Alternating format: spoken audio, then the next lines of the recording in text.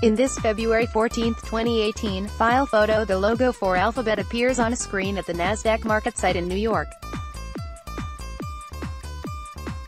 Richard Drew, AP, Facebook, Google and Tesla shareholders have something in common: they're not happy with management. In the past week, the three companies' investors shot down shareholder proposals seeking more accountability from the companies and their leaders.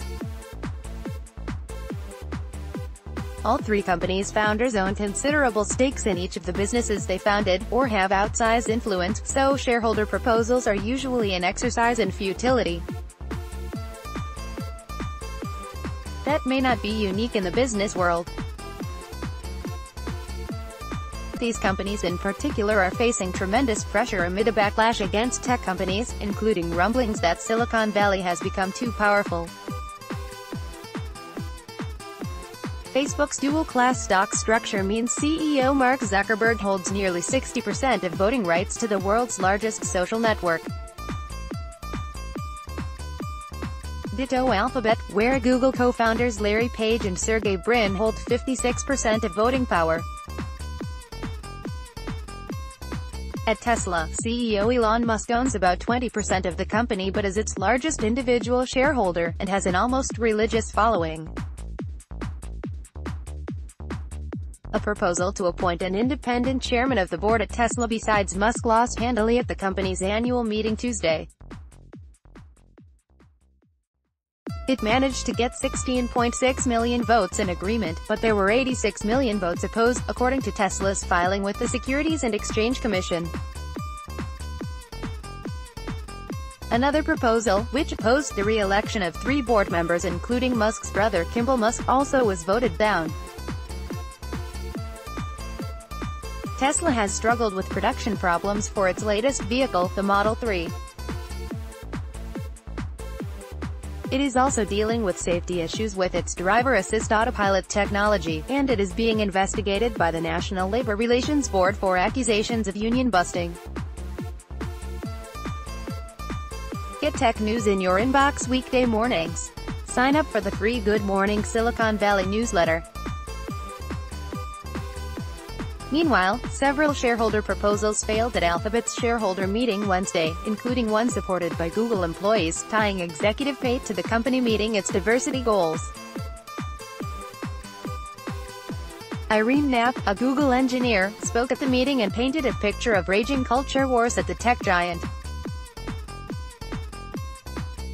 Diversity and inclusion activities by individual contributors and managers alike, including mentorship, outreach, and community building, have been met with a disorganized array of responses, including formal reprimand. Knapp said. The company's diversity-related problems are many, and come from all sides. It is facing a lawsuit over gender and pay.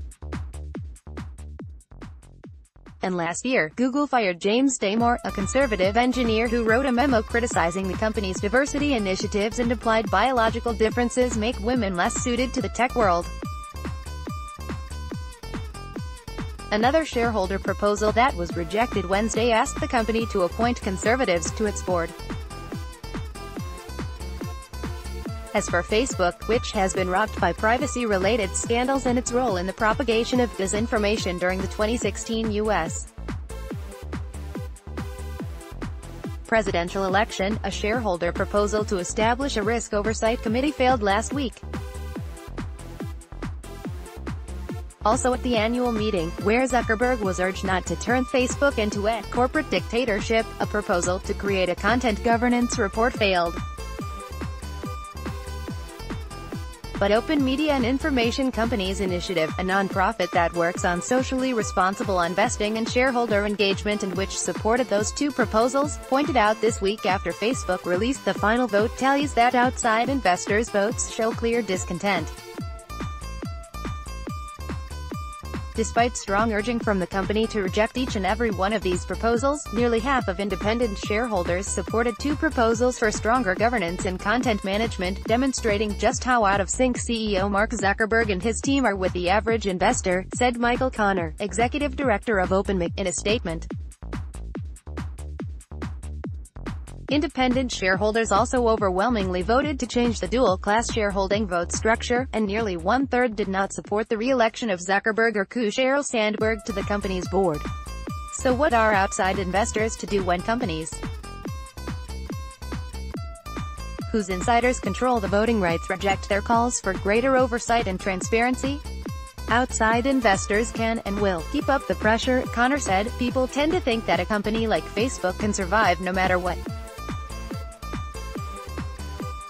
The reality is that the history of the tech world is filled with the legacies of companies that once dominated but now no longer exist, companies like Yahoo, AOL, MySpace and others. Facebook would be well advised to take note. You might also like Kim Lim, daughter of tycoon Peter Lim, on being a hot premium content. Get discounts at Singapore Marriott, Tang Plaza Hotel, HSBC Bank. Birds, bees and the conservation push. Print edition. Don't limit yourself on SIM-only plans that are only